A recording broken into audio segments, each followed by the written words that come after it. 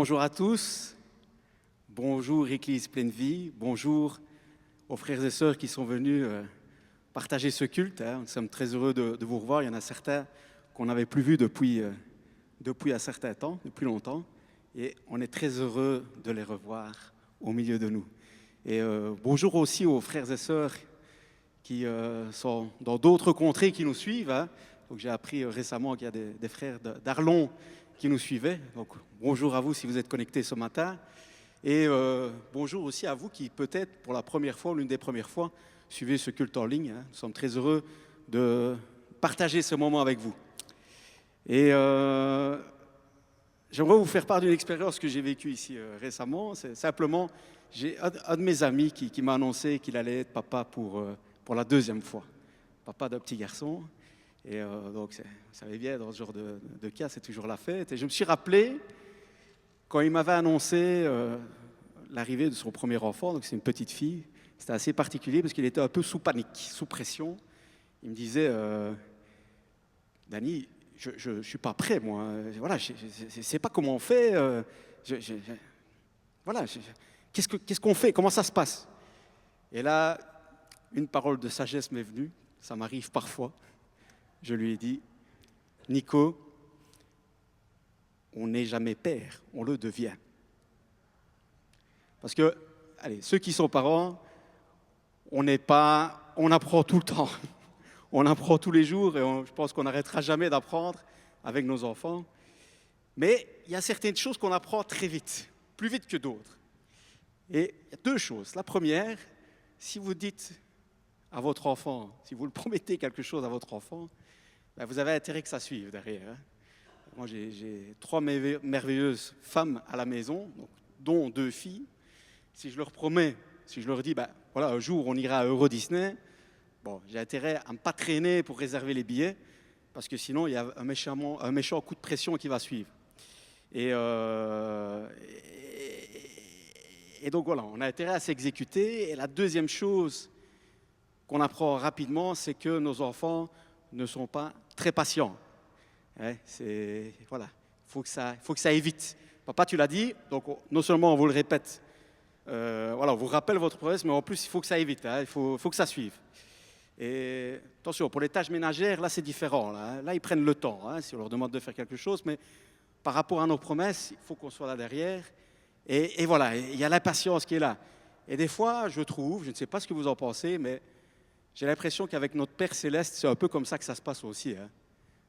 Si on est honnête avec nous-mêmes, on peut se dire qu'on peut examiner, et parfois, ben voilà, Dieu nous donne une parole, il nous fait une promesse, et il y a une parole comme un réma, vraiment une parole pour nous, et on sait que ça vient de Dieu, mais on ne voit pas l'accomplissement de cette promesse. C'est comme si cette promesse tardait.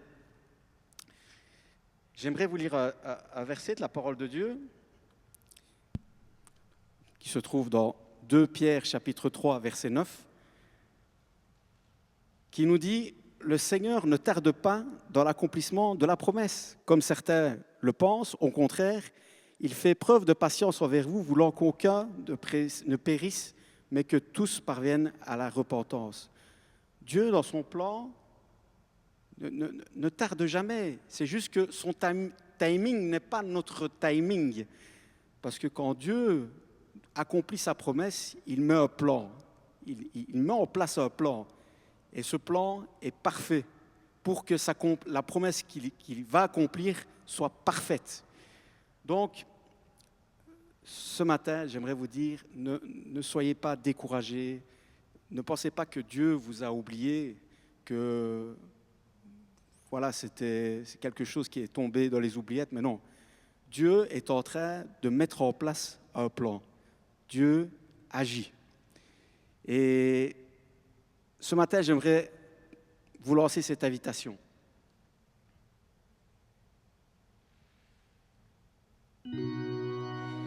Garde ta foi en Dieu, il ne t'abandonnera pas.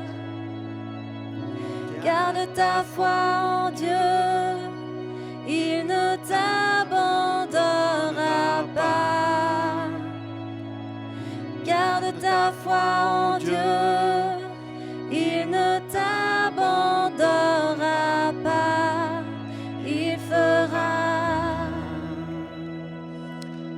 vrai, Seigneur, que nous voulons placer notre foi en toi ce matin. Et je te prie, Seigneur, pour mes frères et sœurs qui sont peut-être découragés, qui n'ont peut-être plus d'espoir, qui pensent que peut-être tout est fini, que tu n'es pas avec eux, que tu les as oubliés. Seigneur, que tu puisses les entourer de la chaleur de ton amour. Seigneur, que tu puisses leur donner, Seigneur, un espoir nouveau et que tu puisses les fortifier ce matin, Seigneur, qu'ils puissent vraiment, que tu puisses accomplir un miracle dans leur cœur ce matin. Merci de te glorifier. Alléluia, Amen. Infiniment, abondamment, bien au-delà de tout ce que tu demandes, au travers de la puissance qui agit en toi. Dieu est capable. Dieu est capable de faire tout ce qu'il dit, il fera. Il accomplira toutes ses promesses envers toi. Garde la foi en Dieu, il ne t'abandonnera pas, il fera.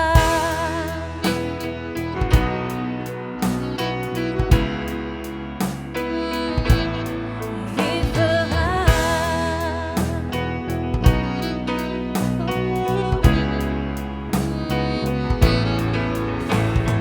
Dieu est capable de faire tout ce qu'il dit, il fera, il accomplira toutes ses promesses envers toi. Garde ta foi en Dieu, il ne t'abandonnera pas, il fera.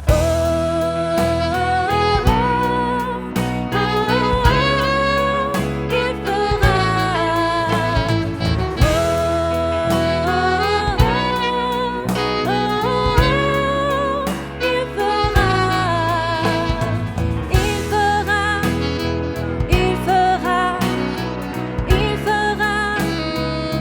Confesse-le ce matin, il fera. Car cette promesse, il accomplira. Amen. Parce qu'il est juste et fidèle, il n'est pas un homme Non. pour mentir. Il est le Dieu de l'impossible.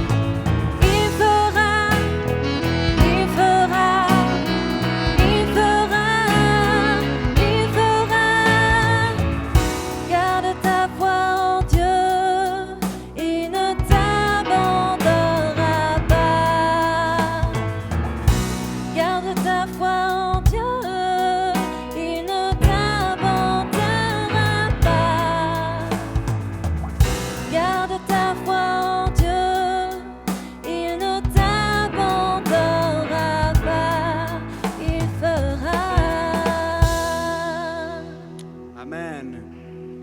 Alléluia. Ce que sa main dit, ce que sa bouche dit, sa main l'accomplit. Amen.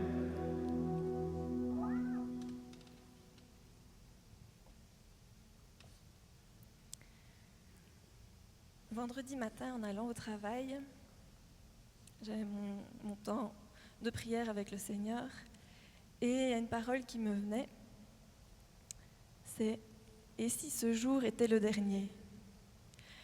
Je me suis dit « Oh, et si ce jour était le dernier ?» Et là, il y a une reconnaissance qui est montée en moi, en mon cœur. Et je n'avais plus que des louanges qui sortaient de ma bouche. Et je disais merci à Dieu pour tout. Merci à Dieu pour cette vie que j'ai eue. Merci à Dieu pour ma famille, pour mes enfants, ma maison, pour mon travail. Merci pour toutes les expériences que j'ai vécues, même les épreuves. Merci Seigneur parce que elles ont pu être difficiles parfois, mais les victoires n'en étaient que plus belles avec toi. Et merci Seigneur pour cette vie. Merci de m'avoir fait connaître la vie sans toi, pour pouvoir pleinement profiter et prendre conscience de ce privilège, de ce trésor qu'est la vie avec toi. Amen. Et j'imaginais ces myriades d'anges qui louaient le Seigneur éternellement, sans s'arrêter. Et je me dis, eux, ils n'ont pas connu ce temps sans Dieu et pouvoir profiter de ce temps avec Dieu. Et je me dis, je sais qu'un jour, je serai là-bas aussi. Et même si ce jour est peut-être le dernier, je sais que je serai avec lui à ses côtés éternellement.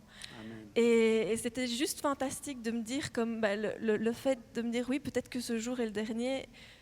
Je pense que tout un temps, j'aurais pu vraiment être triste et apeurée, peut-être stressée et angoissée de ce que j'ai fait, pas fait, de mes remords, de mes regrets, de choses pas terminées. Mais aujourd'hui, vendredi matin, c'était vraiment la reconnaissance à Dieu. Et je vous invite à chanter ce chant pour lui dire combien vous l'aimez. Et laissez vraiment votre cœur exalter le Seigneur et lui apporter toute la louange et la reconnaissance pour tout ce qu'il vous a apporté jusqu'à aujourd'hui. Parce que la personne que vous êtes aujourd'hui, même si elle a des blessures, même si elle en a bavé, vous êtes une créature merveilleuse. Amen. Et la valeur que vous avez ne se chiffre pas à la valeur des yeux des hommes, mais à la valeur du sacrifice de Christ. Amen. Et là, c'est la plus merveilleuse des valeurs, le plus grand trésor qu'on puisse trouver. En fait, des fois, je me dis, c'est même nous-mêmes, parce que Christ s'est sacrifié pour nous. Et pour tout ça, je veux élever le nom de Dieu, le remercier, être reconnaissante pour tout ce qu'il m'a accordé jusqu'à aujourd'hui et jusqu'à ce qu'il me l'accorde encore, peut-être demain ou après, que sais-je, mais que chacun de mes jours que je puisse passer sur cette terre, je puisse le louer, l'adorer pour qui il est. Amen.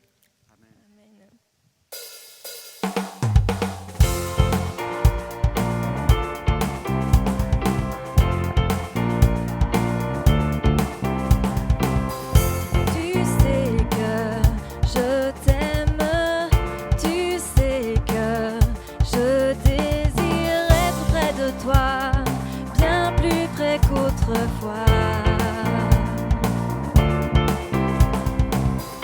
De mon cœur s'élèvent tous ces mots sincères. Pour toi je vivrai, car je te suis consacré. Roi majestueux, je n'ai qu'un désir, être avec toi mon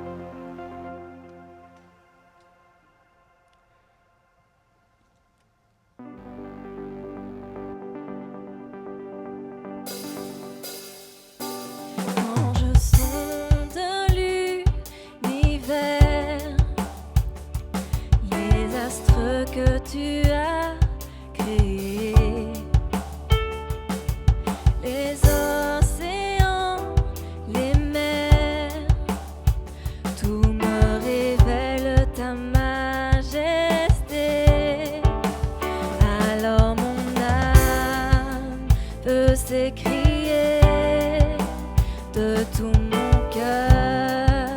Je veux chanter, alors mon âme veut s'écrier de tout mon cœur.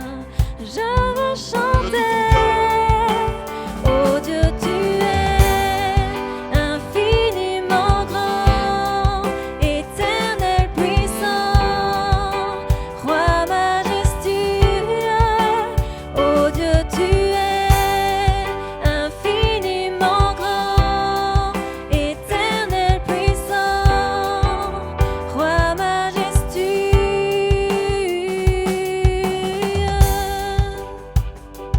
Quand je songe que tu m'as fait, que tu t'es révélé à moi, que pour moi tu as tout créé, tout me révèle ta bonté. Alors mon âme veut s'écrier de tout mon cœur. Je veux chanter, alors mon âme veut s'écrier de tout mon cœur. Je veux chanter, oh Dieu, tu es infiniment grand, éternel puissant,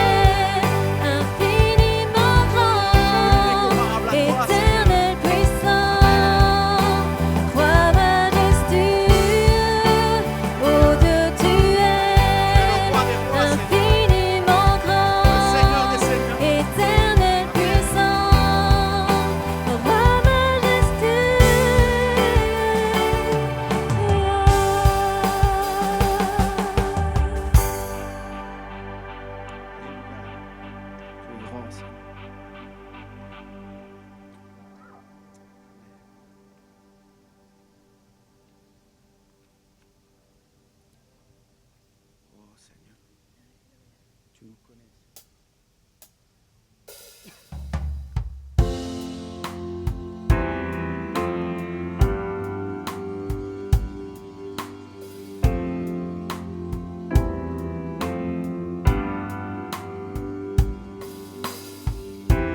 Seigneur, tu me cherches, tu me connais.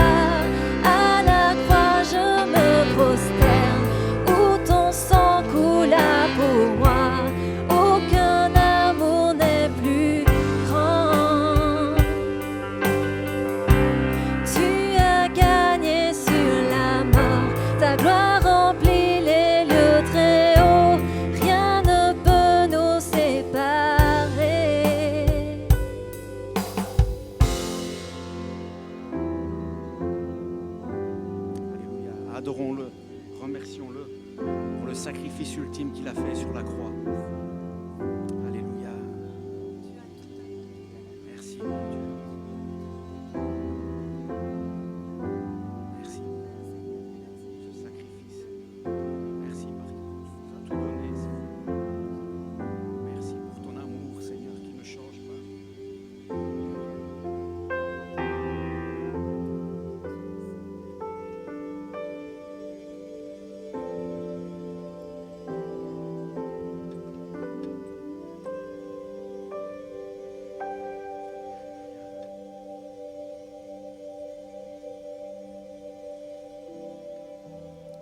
Alléluia. Pour lui laisser le Saint-Esprit agir ce matin au milieu de nous. Le Seigneur est au milieu de nous. Alléluia. Saint-Esprit agis au milieu de nous. Fais ton œuvre dans les vies. Fais ton œuvre dans les cœurs.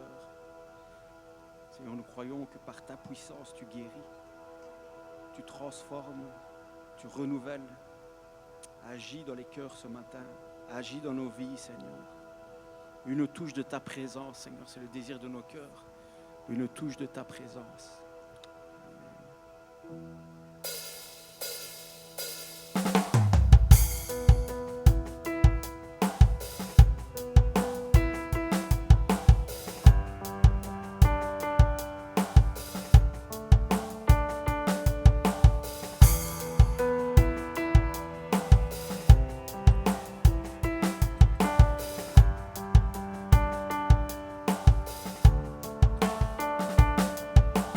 Quand il descend, oui, tout s'arrête. Il y a transfert entre ciel et terre. Quand il descend, l'atmosphère change. Il y a transfert entre ciel Ne et résiste terre. pas. Quand il descend, oui, Ouvre-lui tout ton cœur ce matin. s'arrête. Il y a transfert entre ciel et terre. Quand il descend, l'atmosphère change. Il y a transfert entre ciel et terre. Quand il descend, oui, tout s'arrête. Il y a transfert entre ciel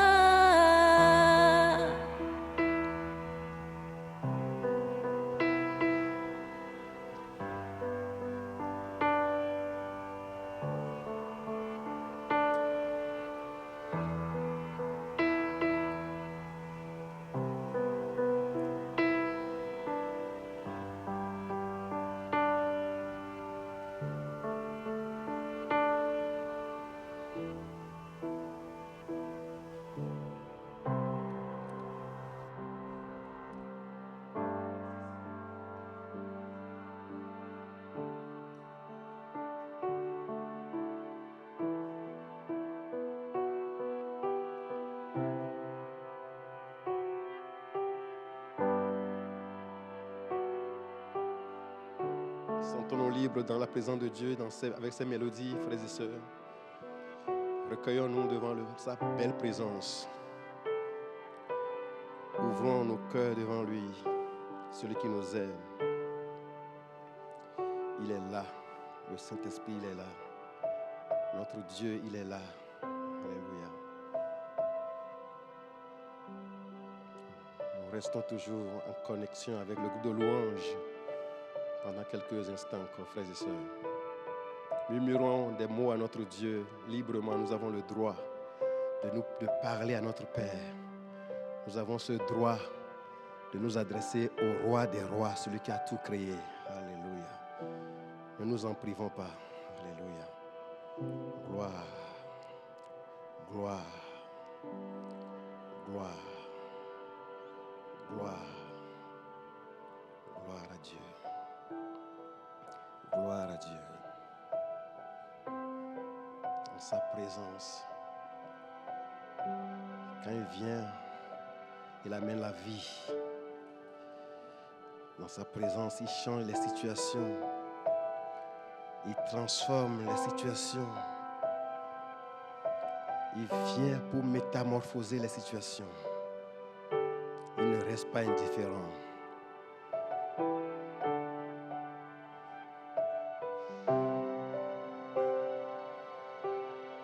Par sa puissance.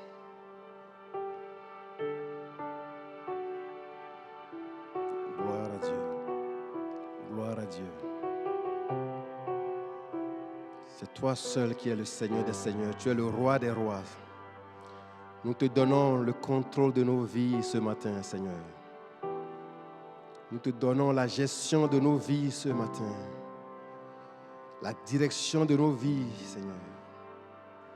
Toi qui nous aimes. Nous savons que tu nous aimes, comme nous l'avons chanté tout à l'heure. Je sais que tu m'aimes. Est-ce que tu peux lui dire personnellement ce matin, je sais que tu m'aimes. Je sais que tu m'aimes. Même si je ne comprends peut-être pas, je sais une chose, c'est que tu m'aimes. Alléluia. Gloire à Dieu. Béni soit son nom.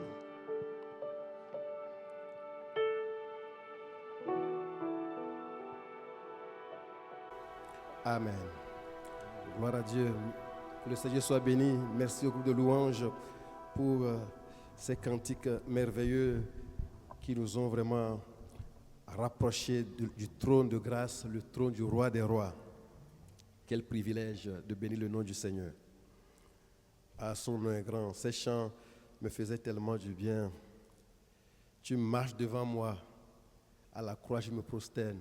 Notre Dieu marche devant nous. L'un des grands privilèges des chrétiens dans la religion, on va dire, du christianisme, l'un des privilèges que nous avons à comparer à toute autre religion, c'est cette proximité que nous pouvons développer avec notre Dieu. Il est rare dans toute autre religion de voir des individus comme vous et moi entretenir des relations privilégiées, personnelles avec celui qu'ils adorent. Vous ne trouverez pas ailleurs. Nous avons ce privilège que Christ a brisé les obstacles qui étaient sur le chemin. Il nous a réconciliés avec le Père et nous avons accès à lui.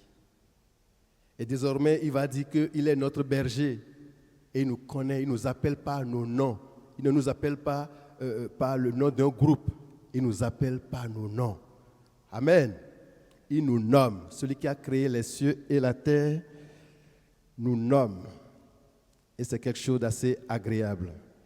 Le retour est assez fort et je reçois l'écho. Si vous savez diminuer ça légèrement, ce serait bien. Merci beaucoup. Gloire à son nom. Donc, avec cette proximité que nous avons avec Dieu ce dimanche, moi, je voudrais vous proposer comme thème la voix du berger.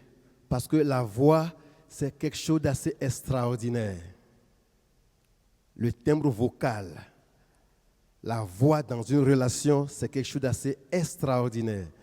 Et quand je parcours la Bible, je me rends compte que nous avons cet avantage avec notre Dieu, c'est celui de l'entendre. Amen. Entendre Dieu parler. Quel privilège.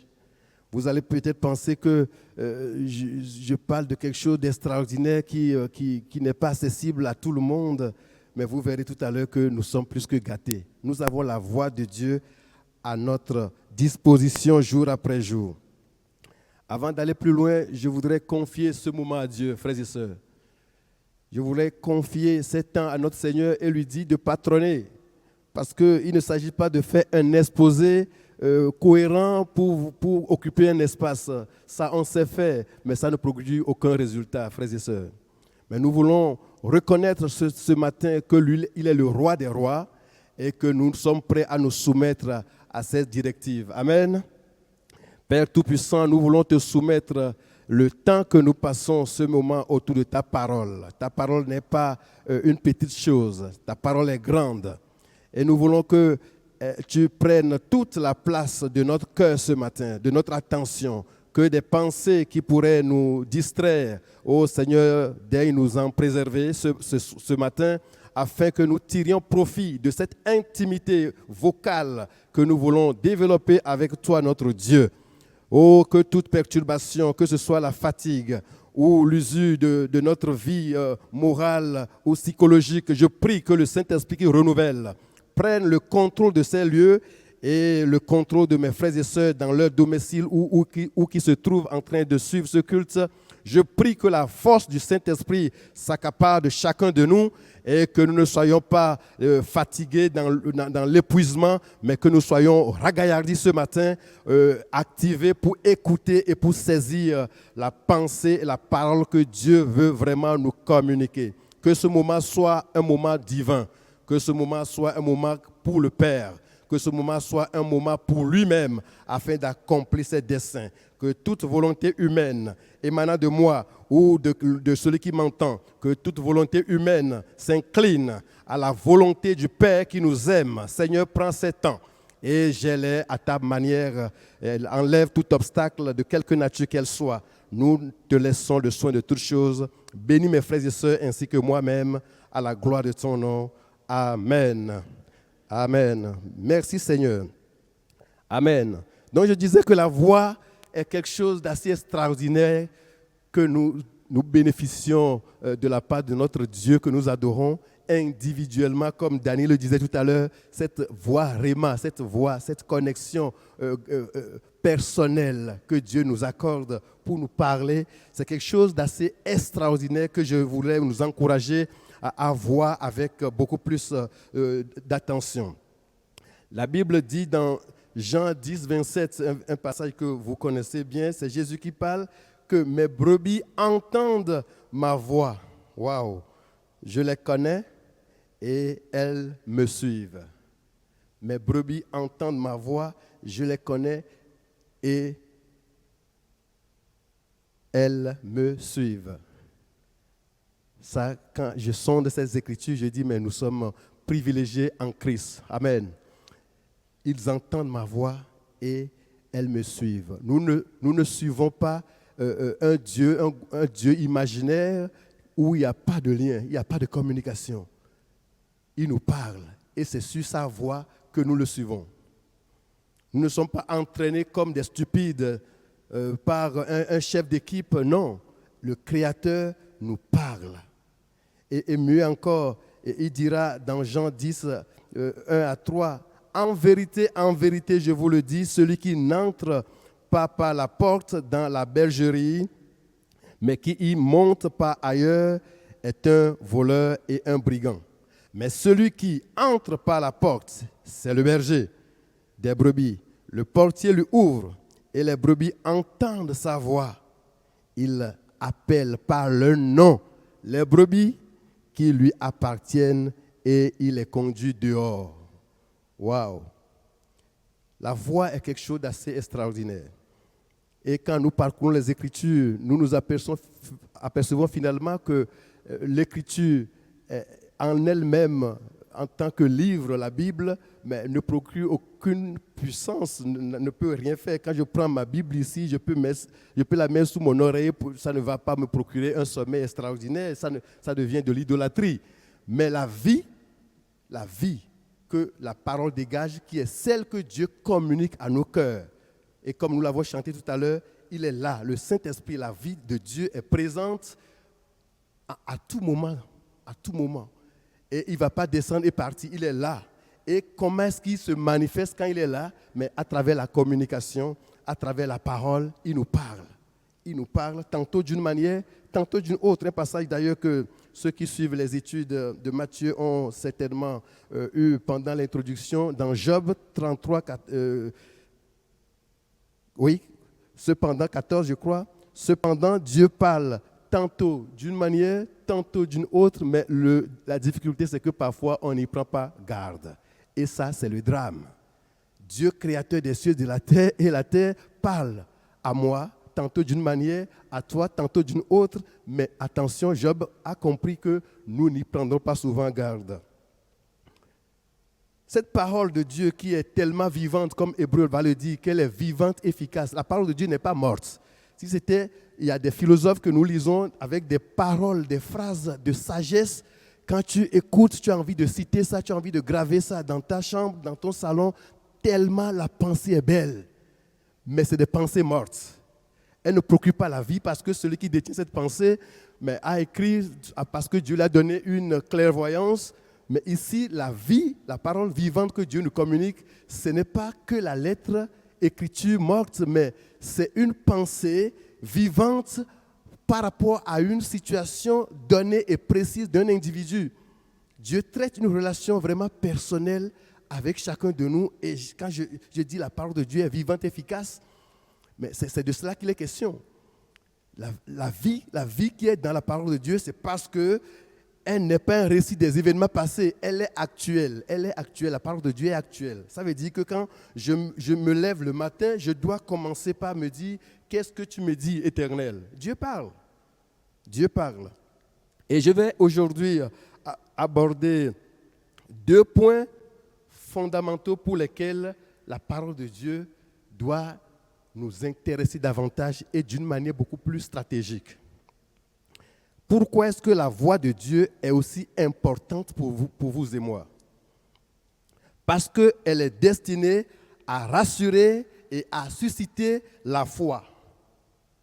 La parole de Dieu, la voix de Dieu, je ne parle pas de la Bible, ne pensez pas que c'est de la Bible. Non, la voix de Dieu qui fatalement utilise ce que nous avons lu dans les Écritures pour nous éclairer, ou ce que nous avons entendu comme ce matin, pour nous éclairer par rapport à nous-mêmes, pour nous illuminer par rapport à une situation.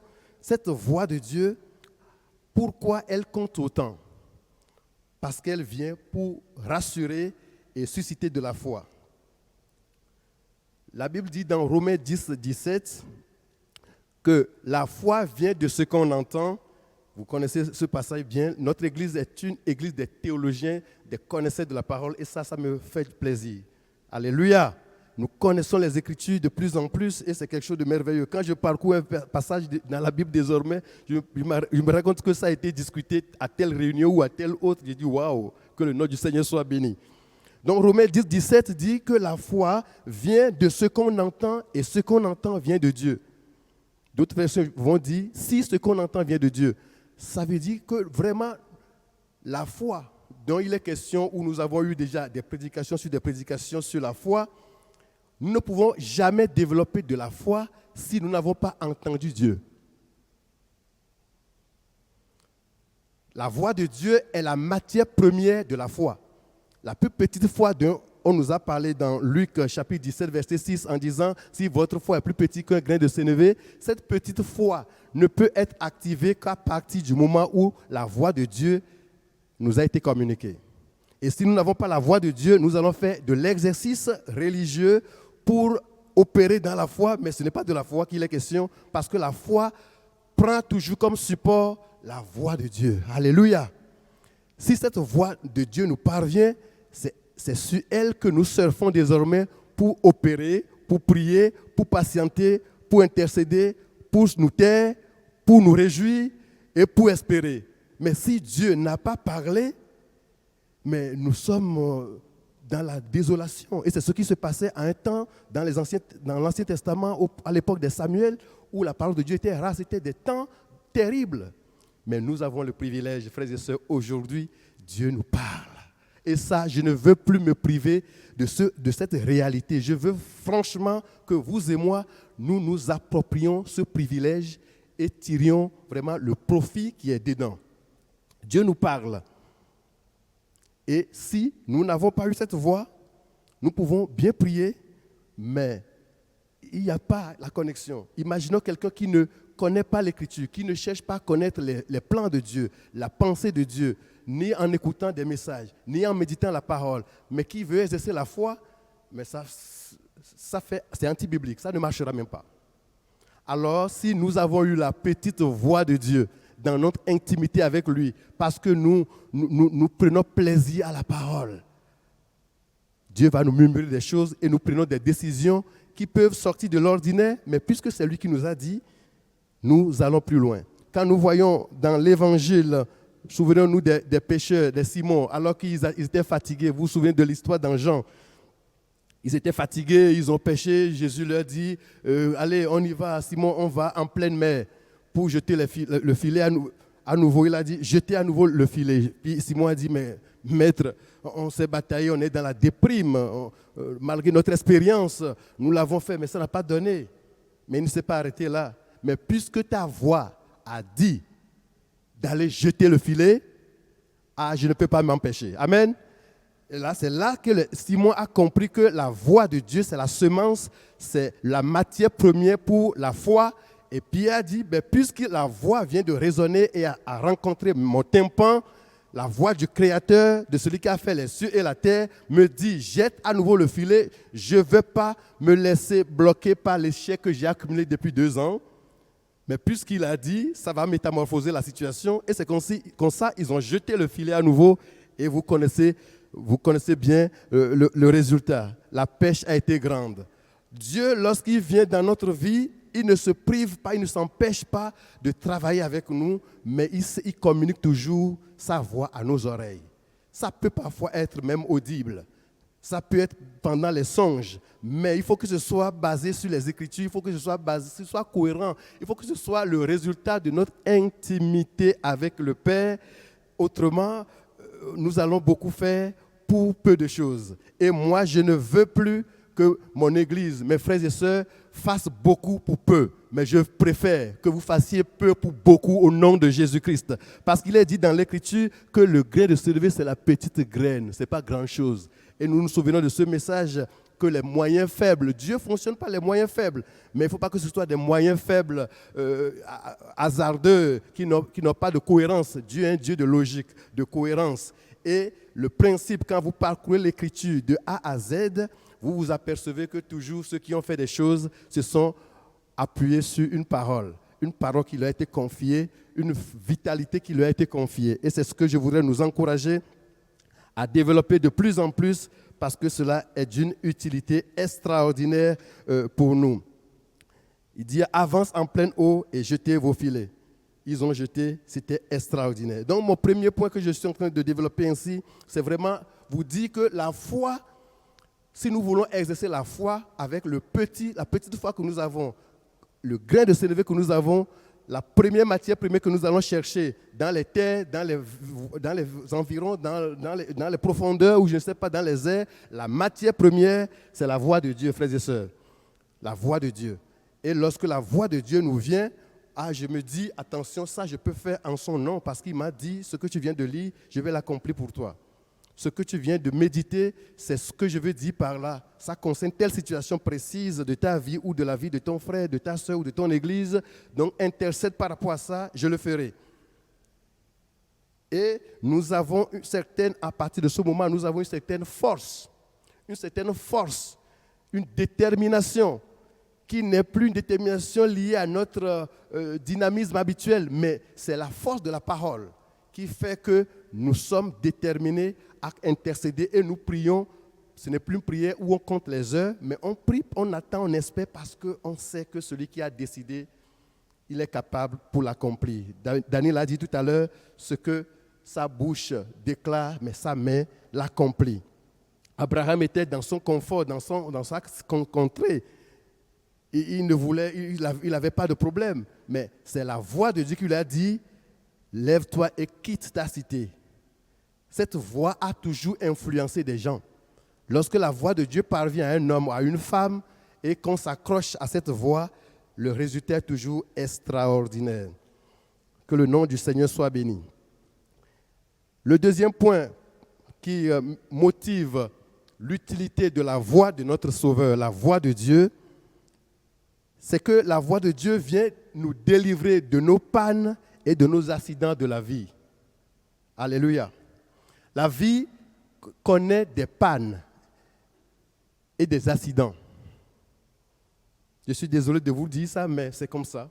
Il y a des accidents dans la vie et il y a des pannes dans la vie. Et la voix de Dieu a pour rôle de résonner à notre oreille au moment où nous sommes dans une panne, au moment où nous sommes dans un accident de la vie.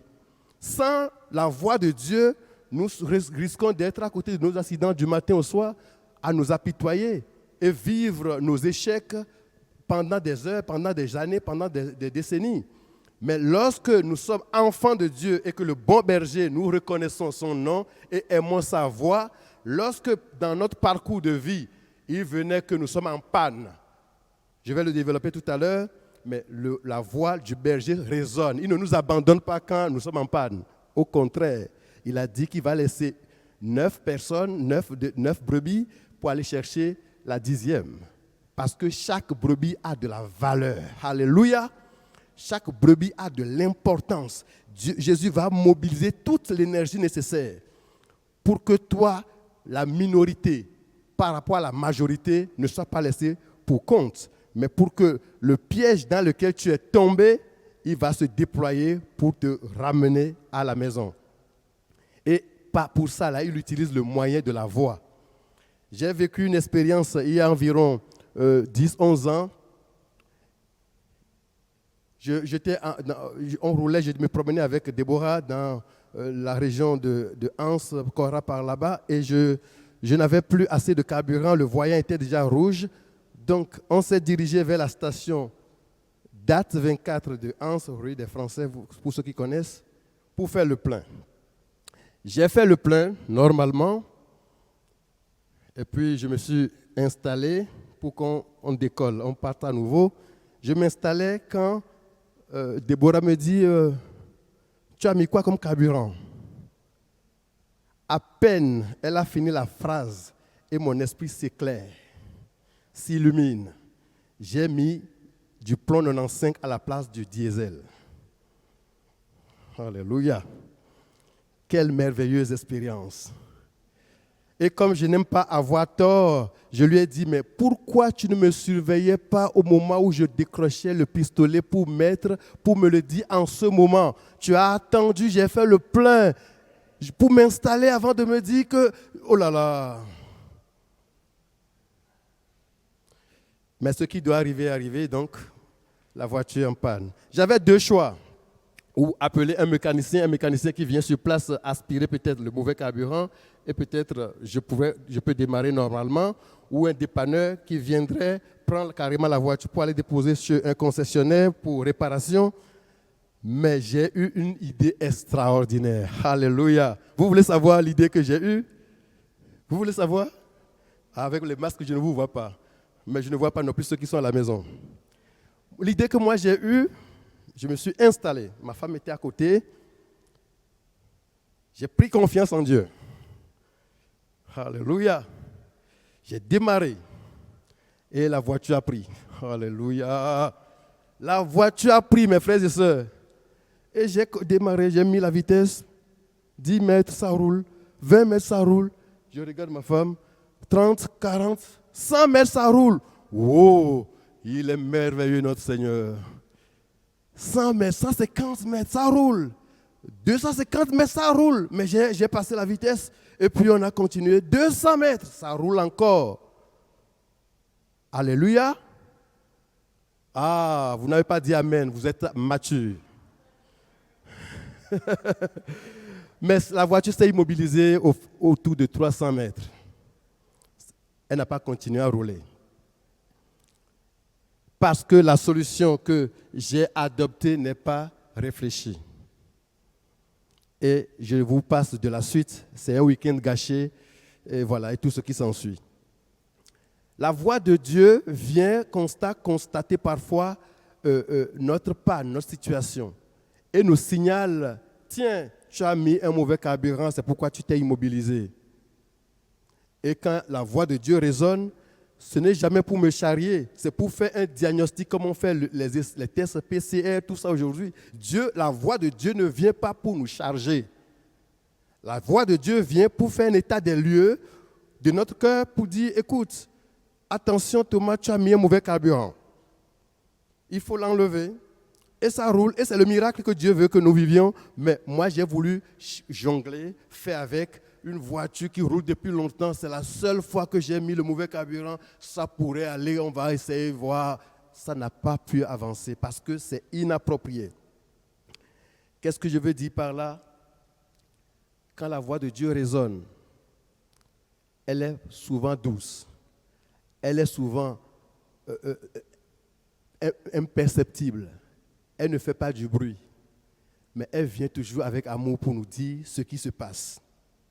Quitte à nous de capter cette voix de Dieu pour tirer profit, parce que l'avantage de la voix de Dieu, lorsque la voix de Dieu vient et constate la panne, il ne nous livre pas à nous-mêmes et dit cherche un dépanneur. Il vient pour réparer la panne. Jésus vient toujours dans notre vie pour réparer les pannes, mais il ne vient pas réparer sans nous dire. Il vient nous montrer le diagnostic, il vient nous révéler que nous avons mal mis un carburant, il vient nous dire que la raison c'est au niveau du moteur ou bien au niveau des pneus, il nous le dit, mais qu'il va s'en occuper. Sinon, c'est ça l'avantage justement qui nous fait qu'on dit dans la Bible, dans Romains, que qui est-ce qui nous accusera? Qui accusera les élus de Dieu? C'est Dieu qui justifie. Et ailleurs, Dieu va dire, venez et plaidons dans Ésaïe 1,18. Dit l'Éternel, je ne vais pas dire péché, si vos pannes sont comme le cramoisi, ils deviendront blancs comme la neige. Depuis longtemps, le monde a peur du péché. Le monde a peur de parler des pannes. Pourquoi? Parce qu'il n'y a pas de réponse. Le remède qu'on a pour le panne, c'est la condamnation, c'est un procès, c'est un casier judiciaire qui ne sera plus vierge. Et toute l'humanité a peur du péché, de la panne. Toute l'humanité a peur de l'ouvrier du plus petit, de la petite échelle jusqu'à un chef d'État. Quand vous parlez d'un sujet qui concerne la culpabilité, la faute, une erreur, le monde a peur. L'homme charnel a peur.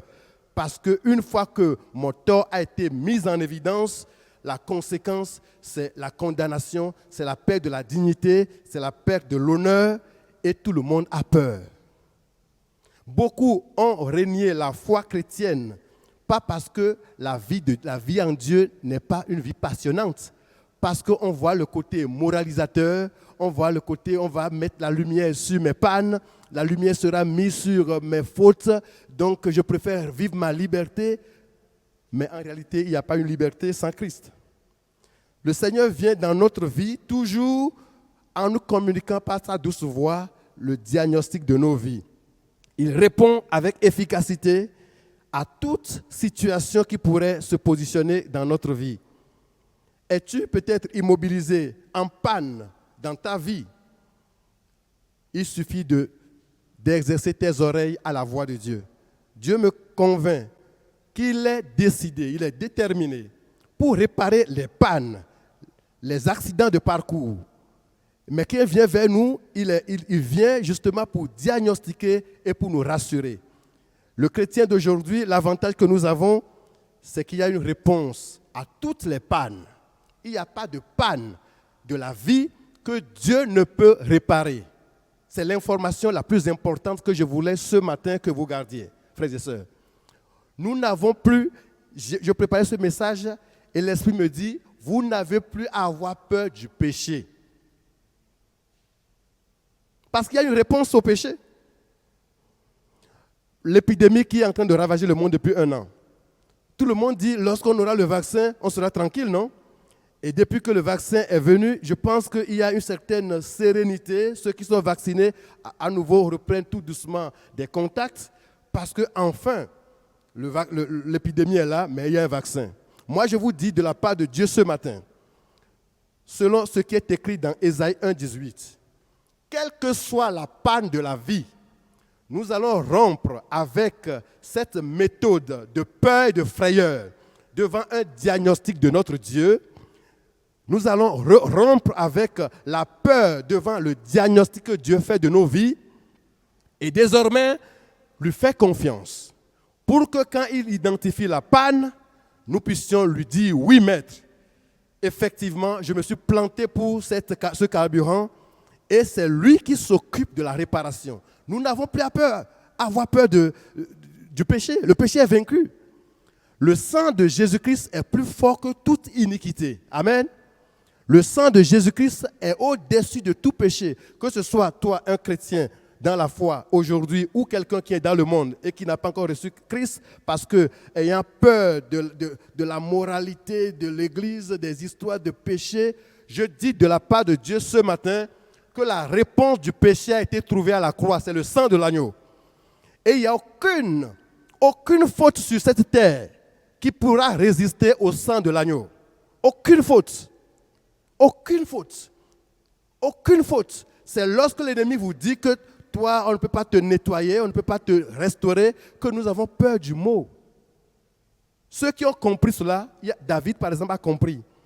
Il va dire dans un passage que j'ai noté, dans Psaume 139, 23 à 24, David va dire carrément à Dieu, sonde-moi, c'est-à-dire scanne-moi, et connais mon cœur, parce que le cœur de l'homme est complexe. Éprouve-moi. Ce n'est pas me mettre dans les épreuves, mais examine quoi. C'est comme une radiographie. Et connais mes pensées. Regarde si je suis sur une mauvaise voie.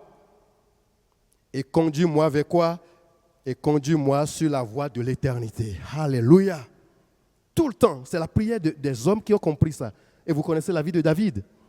Donc ce matin, je voudrais nous encourager, non pas à faire la promotion du péché, mais je voulais crier haut ce matin pour dire que tu ne peux plus rester au bord de ta voiture en panne au bord de la route.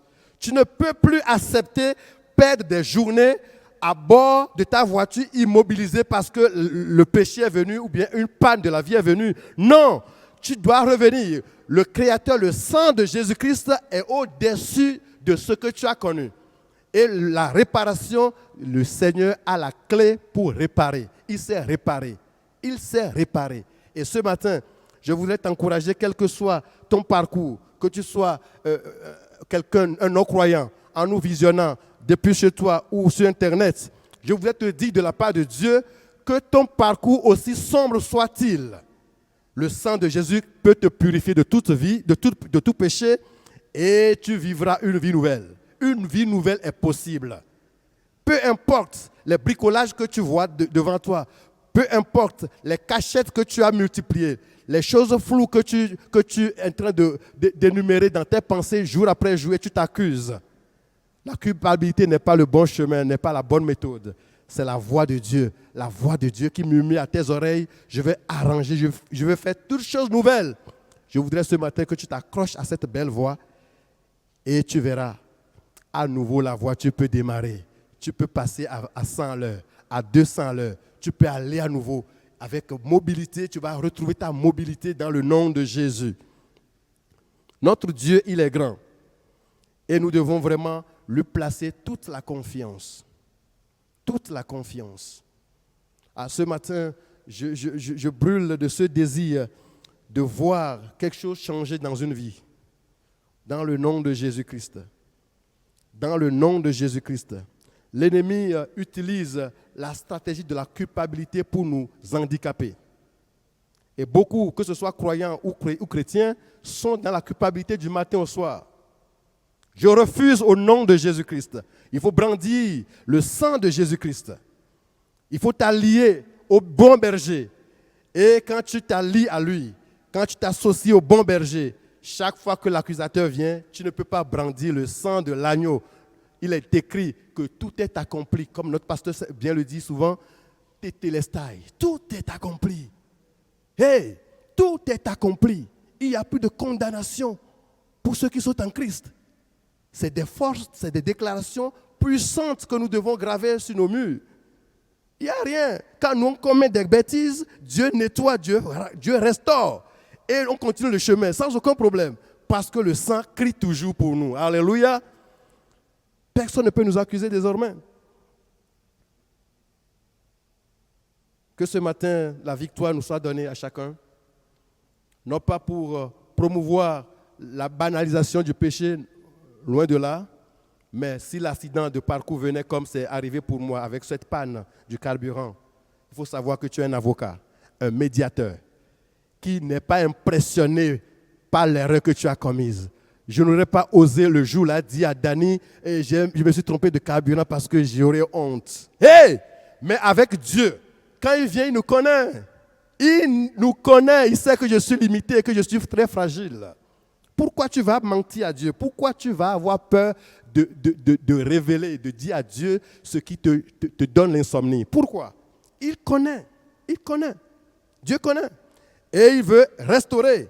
Il n'est pas surpris par nos maladresses. Il n'est pas surpris par nos prises de position. Il n'est pas surpris par notre dureté. Non. Il vient nous aider tous les jours pour que nous devenions de plus en plus meilleurs. Que son nom soit béni ce matin. Que son nom soit glorifié pour ce qu'il veut opérer dans nos vies. Je le crois fortement.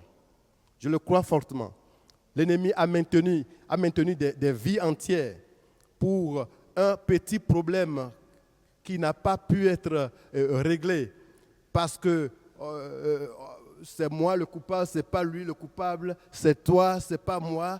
Ces débats font perdre des mois, des années, peut-être une décennie, alors que nous avons la réponse.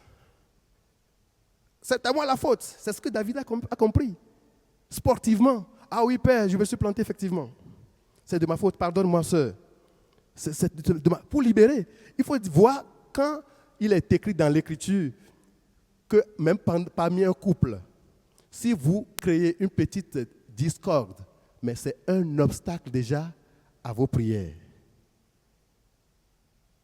Donc, nous avons plus de raisons, nous avons assez de raisons pour nous dire, attention, à moindre panne, je crie vers le réparateur de nos brèches pour qu'il vienne intervenir, pour qu'à nouveau ma route s'ouvre de manière merveilleuse. Que ce matin, Dieu nous donne une victoire. Il connaît nos vies, il sait ce pourquoi il m'a mis cette parole sur le cœur. Et c'est pour faire du bien. Dieu veut faire du bien. Amen. Dieu veut faire du bien. Que ce soit vous ici dans cette salle ou nos frères et sœurs en train de visionner. Dieu connaît ta vie et il ne veut pas que tu sois immobilisé. Il ne veut pas que ta vie s'appelle panne. Il veut que ta vie s'appelle restaurée. Que ta vie prenne le nom de réparer. Rétabli, une vie rétablie. Les gens diront, mais n'est-ce pas lui qui avait connu ça? Oui, ça c'est le passé. Toutes choses sont devenues nouvelles. Alléluia. Toutes choses sont devenues nouvelles. Pourquoi? Parce que le sang crie pour nous toujours. Tirons avantage de ce privilège et ne nous laissons pas manipuler par l'ennemi qui ne fait qu'accuser, Non, nous avons le remède. Que ce soit positif Covid, je brandis le sang. C'est une image. Quel que soit le bilan, je brandis le sang de l'agneau. Alléluia. Nous allons nous mettre sur nos pieds, frères et sœurs, et proclamer la victoire que nous avons dans le sang de Jésus. Nous allons nous allier aussi à la voix de Dieu. L'Écriture dit que cette voix vient tantôt d'une manière, tantôt d'une autre. Et on n'y prend pas garde. Cette dernière partie est précieuse. Ça veut dire que c'est nous qui n'y prenons pas garde. Moi, vous. Donc il est déterminant pour nous à partir de ce matin, avec l'aide du Seigneur, de nous amener à prendre garde à la voix de Dieu. Cette voix n'est pas réservée, je l'ai écrit ici, ce n'est pas réservé aux élites religieuses, ce n'est pas un don de l'esprit, c'est la nature même de Dieu. Dieu ne peut pas, il parle aux païens, il parle aux chrétiens, ce n'est pas un don spirituel. La voix de Dieu, c'est ce que nous avons tout le temps, c'est gratuit, c'est disponible. Et nous devons le saisir. Quand on parle de Dieu, on dit qu'il est le conseiller, admirable conseiller, n'est-ce pas? Vous vous souvenez de la prophétie de la naissance de Jésus, admirable conseiller. Il nous conseille. Imaginez-vous, vous avez un conseiller qui connaît tout. Alléluia. Seigneur, tu nous connais. Béni soit ton nom ce matin. Béni soit ton nom ce matin. Béni soit ton nom ce matin. Nous voulons suivre tes voies, Seigneur. Nous voulons reconnaître ta voix. Nous voulons apprendre. Nous voulons exercer notre voix. Oui, Seigneur, exercer notre oreille à l'écoute de ta voix, Seigneur.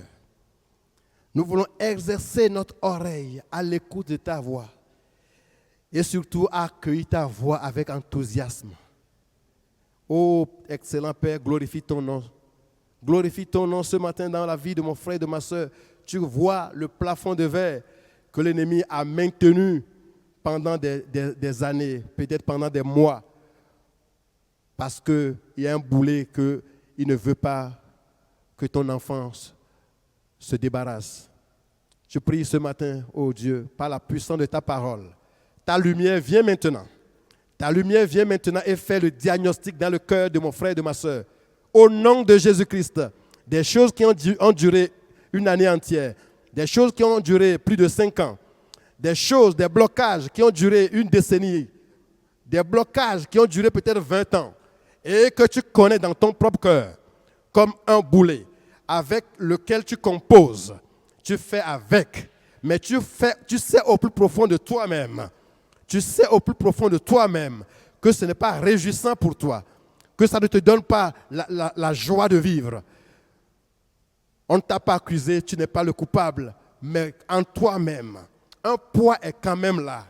Le sang de Jésus ce matin, si tu peux écouter la voix de Dieu ce matin et répondre favorablement à la voix de Dieu, le Seigneur veut exploser toute forme, tout grain de condamnation qui pèse sur ta vie, afin que, autrefois immobilisé, débouté au bord de la rue, ta vie puisse rouler à nouveau. Excellent Père, glorifie ton nom ce matin. Manifeste ta gloire dans la vie de mon frère et de ma soeur pendant que le groupe de louange s'approche. Manifeste ton amour dans une vie de manière précise ce matin, Seigneur Jésus. Tu vois les découragements, tu vois peut-être, tu veux ramener quelqu'un vers sa responsabilité ce matin. Éternel Dieu, je te bénis de ce que tu adoucis les cœurs maintenant, de ce que tu alignes nos cœurs sur ton tendre cœur d'amour. Tu nous alignes. Les mensonges de l'ennemi qui nous murmurent d'avoir peur de Dieu, je refuse au nom de Jésus-Christ. Tu es un berger. Nous n'aurons plus peur de toi. Celui qui a peur de Dieu, ce matin, le Saint-Esprit te dit, tu n'as plus à avoir peur de Dieu. Dieu est amour. Dieu est amour, c'est le Père. C'est le lieu de sécurité. Sa voix est tendre et belle. Sa voix est rassurante. Sa voix suscite la foi. Sa voix te protège. Sa voix veut te libérer de cette panne, quelle qu'elle soit. Oh, que le nom de notre Dieu soit béni ce matin. Nous voulons vraiment intercéder ce matin, frères et sœurs, où que tu sois. Je voudrais que nous levions nos mains vers le ciel. Si tu as le souvenir d'une situation qu'on t'a partagée, une situation ne te concernant peut-être pas, mais une situation qu'on t'a partagée, frère. Oh Dieu de gloire, le Seigneur veut débloquer quelque chose. Dieu est fidèle, il ne ment pas, Dieu est grand et ses œuvres sont sublimes. Dieu veut opérer des choses extraordinaires, pas des moyens faibles. Et il nous éclaire ce matin que parfois il veut nous renvoyer à notre responsabilité. Je te dis à toi, à qui quelqu'un a révélé une situation qui est comme une boule, une situation difficile à traiter, à décanter, et tu te vois petit devant la situation, le récit. Nous allons élever nos mains vers le ciel en signe de foi. Et nous voulons dire à Dieu ce matin, tu peux prier, tu peux parler à Dieu. Dieu est présent avec nous, il est présent avec nous. Demande à Dieu la lumière. Jacques dit de Dieu qu'il est le Père des lumières, en qui il n'y a point une ombre de variation. Déclare maintenant que la lumière de Dieu illumine le cœur de la personne qui est sur ton cœur, pour qui tu viens intercéder. La personne dont la situation te préoccupe. Et tu sais peut-être que c'est un accident de parcours qui l'a bloqué, qui l'a fragilisé. Hey, un accident de parcours Le Saint-Esprit me dit effectivement que quelqu'un a connu un accident de parcours. Le Seigneur te tend la douce main ce matin. La main de grâce. La grâce est supérieure au péché. Dieu te tend la main, une main de grâce. Veux-tu bien la saisir? La main de grâce est là, elle est tendue. Tu veux bien la saisir pour connaître une nouvelle histoire ou tu veux obstinément refuser de t'opposer à la voix belle de Dieu, la belle voix de Dieu, la voix de la création. Elle est là, elle résonne à tes oreilles maintenant. Elle veut restaurer tout, ce que les vautours ont déchiré. Il veut te ramener vers tes responsabilités pour te dire, c'est moi qui pardonne, c'est moi qui arrange les choses, c'est moi qui te fortifie. On ne t'appellera plus l'immobilisé, mais on t'appellera le victorieux. Le Seigneur est fidèle ce matin. Que son nom soit béni. Bénissons nos frères et sœurs, bénissons notre église. Bénissons notre église ce matin, bénissons notre nation, bénissons la cité, bénissons les lieux. Que le Saint-Esprit vous remplisse de force maintenant pour que lorsque tu vas intercéder demain pour quelqu'un, parce que Dieu va créer des occasions, tu puisses vraiment te connecter à la voix de Dieu. Seigneur, que me dis-tu par rapport à cette situation? Quel conseil me murmures-tu aux oreilles par rapport à cette situation précise? Tu es l'ambassadeur de Dieu sur terre. Tu es le disciple de Dieu. Et Dieu veut se saisir de toi afin de réparer des brèches. L'ennemi a ouvert des brèches. Elles sont nombreuses, mais elles seront réparées par nos mains. Alléluia.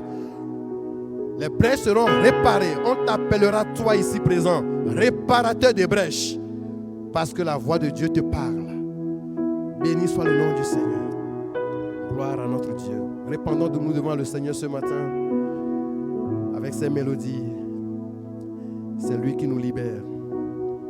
C'est lui qui nous guérit. Alléluia. Gloire à son nom. Gloire à son nom.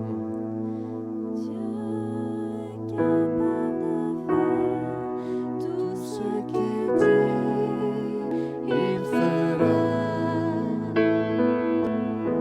Il accomplira Toutes ses promesses envers toi. Alléluia. Garde ta foi en Dieu. Il ne t'abandonnera pas.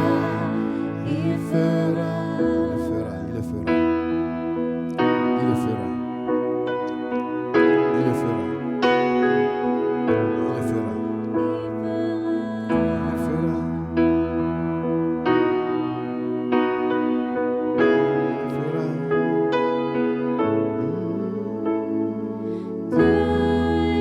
Il est capable de faire tout ce qu'il dit, il fera. Amen, amen. Et il accomplira toutes ses promesses envers toi. Amen. Garde ta foi en Dieu. Il ne t'abandonnera pas. Il fera. Il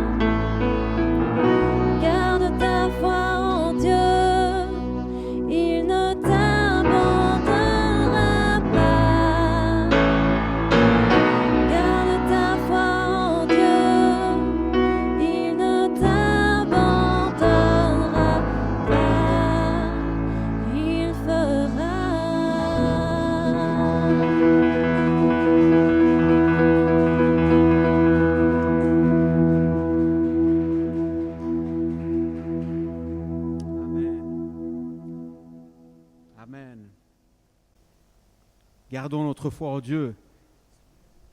Amen. Il ne nous abandonnera pas. Et nous non plus, nous ne voulons pas abandonner nos engagements. Et j'aimerais vous rappeler le numéro de compte de l'église Plénie, afin que vous puissiez faire vos offrandes et verser vos dîmes. Donc, il s'affiche à votre écran. Donc voilà, nous voulons être fidèles, parce qu'il y a des projets, il y a des choses qui se mettent en place, et voilà. C'est un investissement que vous faites dans le royaume de Dieu. Et même si on parle beaucoup d'insécurité, ben ça, c'est sécure et ça ne changera pas, c'est immuable. Donc voilà. Et on parlait de projets, justement, il y en a un qui nous tient particulièrement à cœur, c'est Objectif 242, mission possible, qu'on ne présente plus, vous connaissez. Vous pouvez vous inscrire toujours via le site, notre site www.pleinevie.be. Il y a des champions de la marche, on en a un ici ce soir parmi nous. Donc vous aussi, inscrivez-vous afin que vous puissiez prier. Et vraiment, on a besoin de la grâce de Dieu dans sa vision pour l'avenir de l'Église Pleine Vie. Et comme on l'a dit, Dieu a un plan. Et nous croyons qu'il a un plan pour nous et nous ne voulons pas passer à côté. Et la seule chose que nous pouvons faire pour le moment, c'est prier. Prier afin qu'il puisse nous précéder et que nous puissions prendre la bonne direction qui est sa direction. Et si vous voulez faire partie aussi de la bande des théologiens de l'Église Pleine Vie, il y a l'évangile de Matthieu. Le cercle n'est pas fermé, n'est pas privé, mais vous aussi, vous pouvez participer à ce partage. Donc c'est un partage qui nous est envoyé quotidiennement pendant la semaine sur l'évangile de Matthieu, et il y a aussi tous les 15 jours une rencontre Zoom afin de partager également sur cette thématique. Donc vous pouvez vous inscrire simplement aussi via notre site, donc www.pleinevie.be. Donc voilà, cette matinée s'achève en cette belle journée de printemps. Que Dieu vous bénisse abondamment, passez une excellente semaine et nous vous donnons rendez-vous la semaine prochaine pour le prochain culte. Soyez bénis, à très bientôt.